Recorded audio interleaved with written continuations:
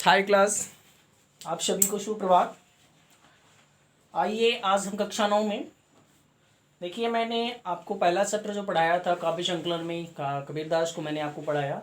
अब आगे की जो पढ़ाई आपकी होगी वो जो हमारी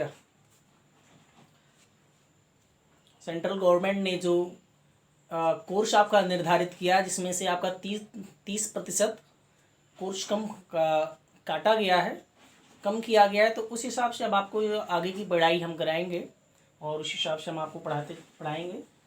तो आज हम आपको जिसमें आपको पढ़ाएंगे मीराबाई को, और मीराबाई का आज हम आपको पहले उनका जीवन परिचय बता देंगे।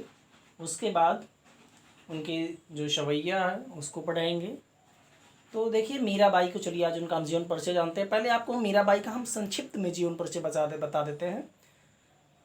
मीराबाई का जो जन्म हुआ वो सन 1498 ईस्वी में हुआ। मृत्यु इनकी जो हुई 1546 ईस्वी के आसपास हुई। ठीक है। पति का इनके नाम महाराणा भोजराज था। पिता का नाम रतन सिंह।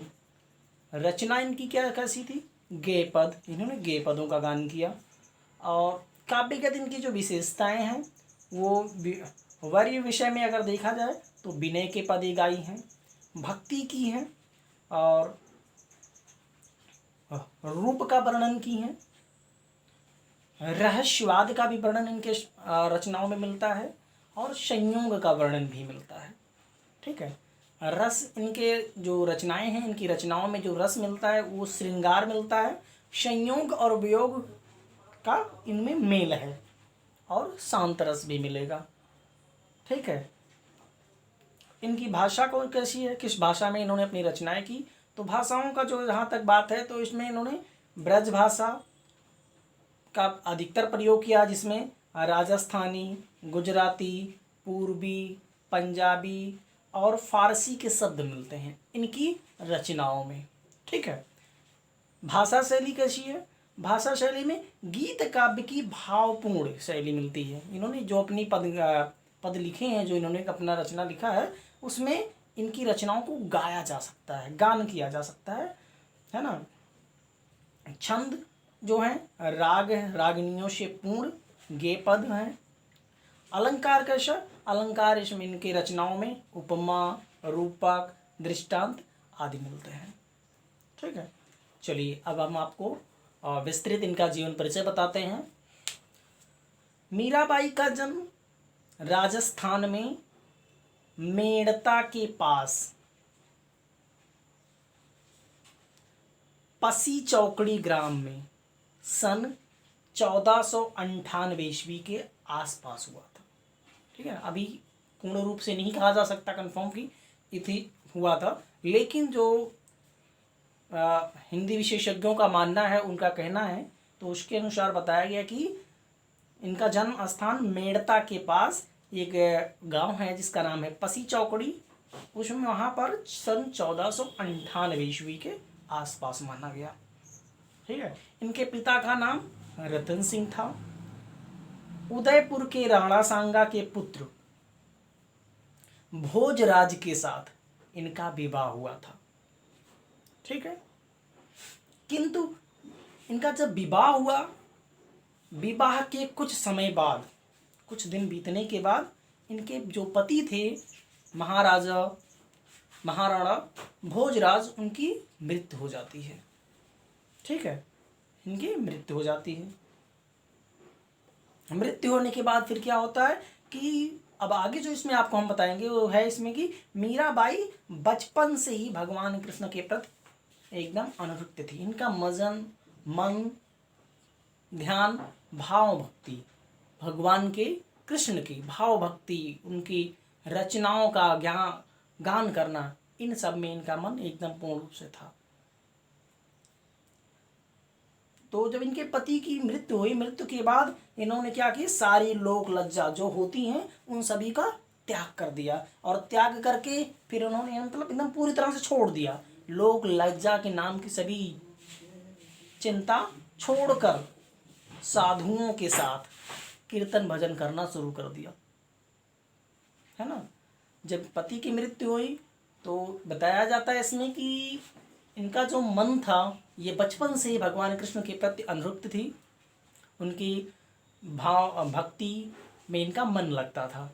तो पति की मृत्यु के बाद इन्होंने क्या किया, सभी लोक लज्जा का त्याग करके और साधु संतों के साथ भजन कीर्तन करना शुरू कर दिया। जब इस प्रकार की व्यवहार देखा गया, यानी इन्होंने राजा राणा सांगा ने देखा कि जब कि ये साधु संतों के साथ कीर्तन भजन करती हैं, तो ये जो व्यवहार था इनका, ये उन उदयपुर के यानी राणा सांगा के, जो कि उदयपुर के राजा थे, उनकी राज मर्यादा के प्रतिकूल था, उसके विपरीत था, है ना। वो नहीं चाहते थे कि मीरा साधु संतों के साथ जाकर के भजन कीर्तन करे, वो ऐसा नहीं चाहते थे, यानी ये उनके राज मर्यादा के खिलाफ था। तो उन्होंने क्या किया, उन्हें मारने के लिए उन्होंने सोचा कि इनको हटा दिया जाए और जिससे हमारी राज मर्यादा जो वो भंग ना हो। इसलिए उन्होंने क्या किया, उनको मारने के लिए जहर का प्याला दे दिया, भेज दिया उनको पीने के लिए कि उनको पिलाकर और मार दिया जाए। लेकिन इस जहर के प्याले को मीराबाई ने हंसते हंसते पी लिया, लेकिन उनका एक बाल भी बांका नहीं हुआ। भगवान कृष्ण की या ईश्वरीय कृपा ऐसी इनके पर हुई कि उस जहर के प्याले का तनिक भी असर इनके ऊपर नहीं पड़ा। और इन्होंने फिर क्या किया, परिवार को अपने छोड़ दिया, त्याग दिया। परिवार को छोड़कर वृंदावन चली गई। पहले ये वृंदावन नहीं गई, हाँ वृंदावन चली गई, वृंदावन चली गई। बाद में वृंदावन से ये द्वारिका चली गई और वहाँ पर रहकर भगवान कृष्ण की भक्ति करती थी, उनके पदों को गाती थी और भगवान में लीन हो गई। बाद में सन 1546 ईस्वी के आसपास ये स्वर्गवासी हो गई, यानी इनकी मृत्यु हो गई। इन्होंने रचनाएं जो लिखी, रचनाएं कैसी लिखी, मीराबाई ने भगवान कृष्ण के प्रेम में अनेक भावपूर्ण गेय पदों की रचना की। गेय पद मैंने पहले आपको बताया जब कि इनकी जो रचनाएं हैं वो गेय पद में मिलती हैं, है ना। और इन्होंने जो गान किया, जो अपनी पद लिखे, वो भगवान कृष्ण के प्रति लिखा। तो उनके प्रेम में अनेक भावपूर्ण गेय पदों की रचना की, जिसके संकलन विभिन्न नामों से प्रकाशित हुए, जिसमें नरसी जी का मायरा, राम गोविंद, राग सोरठ के पद, गीत गोविंद,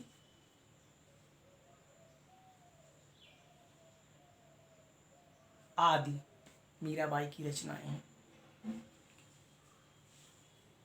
काव्यगत विशेषताएं क्या रही इनकी, अगर भाव पक्ष से देखा जाए तो मीराबाई जो थी वो कृष्ण भक्ति शाखा की सगुणोपासिका भक्त है। ये जो कवि हैं मीराबाई, अगर भाव पक्ष से इनको देखा जाए तो ये भगवान कृष्ण की भक्ति शाखा की सगुणोपासिका भक्ति कवित्री हैं। उनके काव्य का वर्ण्य विषय एकमात्र नटवर नागर श्री कृष्ण है। इन्होंने भगवान कृष्ण के अलावा और किसी के पदों का गान नहीं किया, यानी इनके जो काव्य के वर्ण हैं, इन्होंने जो वर्णन किया अपने काव्य में, वो सभी के सभी भगवान कृष्ण कुमार नटवर नागर उस भगवान कृष्ण के प्रति किया है।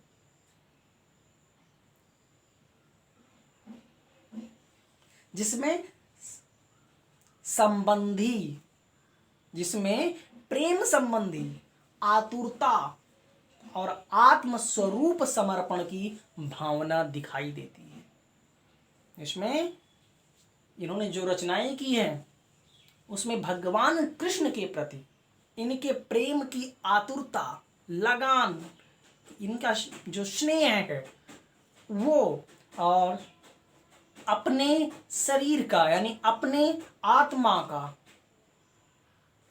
सुपूर्ण रूप से समर्पण की भावना इनकी रचनाओं में दिखाई पड़ता है। और अगर कला पक्ष से देखा जाए तो कला पक्ष से मीराबाई के जो काव्य हैं, काव्य की भाषा जो है वो ब्रजी है। ब्रज भाषा में इन्होंने अपनी रचनाएं की, जिसमें राजस्थानी, गुजराती, भोजपुरी, पंजाबी सभी भाषाओं, इन सभी भाषाओं का मेल दिखाई पड़ता है। मीरा की भाषा भावों की अनुगामिनी है,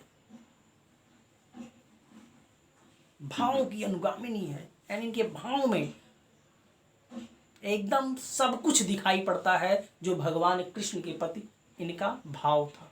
सब कुछ एकदम समर्पण की, प्रेम की भावना एकदम पूर्ण रूप से दिखाई पड़ती है। स्वाभाविक,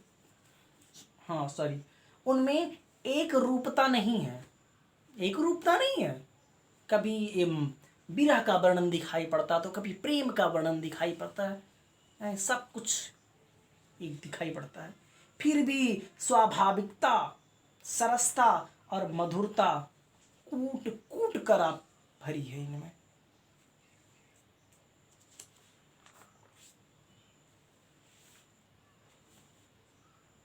आइए अब देखते हैं इनकी रचनाओं में रस, छंद और अलंकार कौन कौन से मिलते हैं। तो मीराबाई की रचनाएं जो हैं इनमें श्रृंगार रस के दोनों पक्ष, श्रृंगार रस के दोनों पक्ष, संयोग और वियोग दोनों मिलता है। दोनों इनकी रचनाओं में संयोग और वियोग दोनों का बड़ा ही मार्मिक वर्णन मिलता है।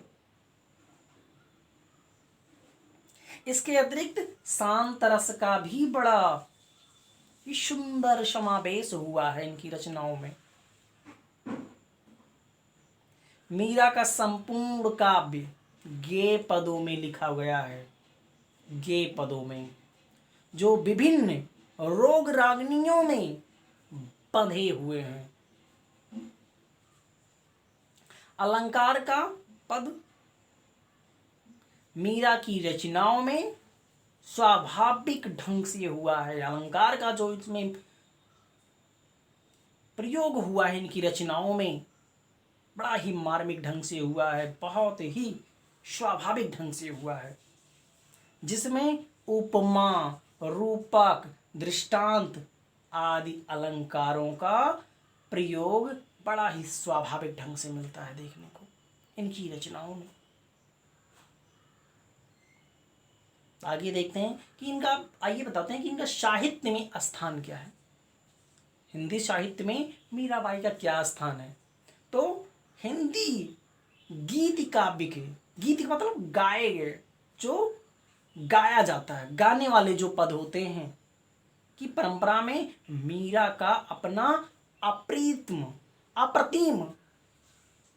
स्थान मिलता है, अप्रतिम अतुल्य स्थान मिलता है, जो हिंदी काव्य साहित्य के अन्य कवियों को नहीं, कवित्रियों को नहीं मिलता है।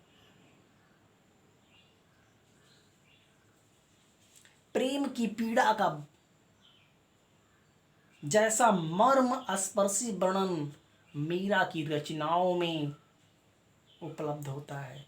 प्रेम के प्रति इनकी पीड़ा जो है, दर्द जो है, विरह जो है, इतना मार्मिक ढंग से दिखाई पड़ता है, मिलता है, वैसा हिंदी साहित्य में अन्यत्र किसी भी कवित्रियों की रचनाओं में सुलभ नहीं है, नहीं मिलता। ये था मीराबाई का जीवन परिचय। आगे हम आपको अगले वीडियो में मीराबाई के जो पद हैं, जो इन्होंने लिखा है गे पद, उसका हिंदी अनुवाद बताएंगे, और आपको हम प्रॉमिस करते हैं कि उसे हम गा कर आपको बताएंगे, हिंदी अनुवाद उसको समझाएंगे। मुझे आशा है आप इसको देखेंगे और अच्छी तरह से समझेंगे। समझने के बाद, देखने के बाद मुझे रिप्लाई ज़रूर करें। धन्यवाद।